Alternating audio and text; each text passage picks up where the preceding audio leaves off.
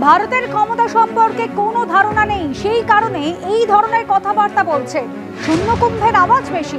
সামরিক প্রশিক্ষণ নিয়ে বাংলাদেশের অবসরপ্রাপ্ত মেজরের মন্তব্য প্রসঙ্গে এমনই প্রতিক্রিয়া ফিরহাদ হাকিমের। ভারত যদি না থাকতো বাংলাদেশ তৈরি হতো না। ভারত বাংলাদেশ আজকে যে বড় বড় কথা যারাই বলছে, অস্তিত্বটাই হচ্ছে আমাদের ভারতের জন্য। ভারতের মানুষ, ভারতের সরকার যদি পাশে না থাকতো, পাক সেনারা ওদের শেষ করে দিত। পুরোটাই ভারতবর্ষ করেছে। এই গ্র্যাটিটিউড নেই তাদের, এটাই আমাদের অত্যন্ত আফসোস। Empty vessel sounds much. ভারতের শক্তি সম্বন্ধে কোনো আইডিয়া আছে? আমরা বাঙালিরা এপার বাংলার হোক ওপারে বাংলা, কিসের জন্য বিখ্যাত?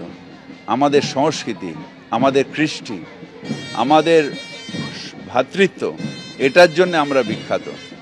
আর ওরা সেই বাংলাটাকে, সেই আমাদের যে বাঙালিয়ানা, সেটাকে হীন করছে। বিএনপি তারা একেবারে দেশের অভ্যন্তর থেকেই ভারত বিদ্বেষী যে বক্তব্য, যে মন্তব্য, সেটাকে একজোট করতে চাইছে, সামনে নিয়ে আসতে চাইছে। যুদ্ধ জিগির কার্যত এবার সরাসরি ভারতের বিরুদ্ধে যুদ্ধের ডাকে পরিণত হয়েছে। বাংলাদেশে সন্ন্যাসী চিন্ময় কৃষ্ণ দাসের বিচারের নামে ফের কার্যত প্রহসন হলো গতকাল। সন্ন্যাসীর জামিনের শুনানি এগিয়ে আনার আবেদন করেছিলেন তার আইনজীবী, কিন্তু এর আগের দিন ওকালতনামা না থাকায় এবং গতকাল স্থানীয় কোনো আইনজীবী না থাকায় শুনানি হলো না। তার আবেদনই কিন্তু শুনল না চট্টগ্রাম আদালত। ফলে আগামী ২রা জানুয়ারি পর্যন্ত বিচারহীন অবস্থায় জেলবন্দি থাকতে হবে সন্ন্যাসী চিন্ময় কৃষ্ণ দাসকে।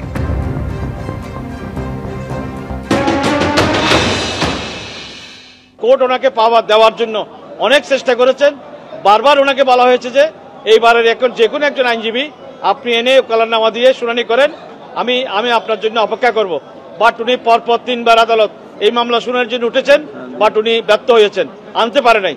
যার কারণে বিজ্ঞ আদালত এই মামলাটা আগামী ধার্য তারিখ, যে তারিখ 2/1 সেদিন শুনানির জন্য রেখেছেন।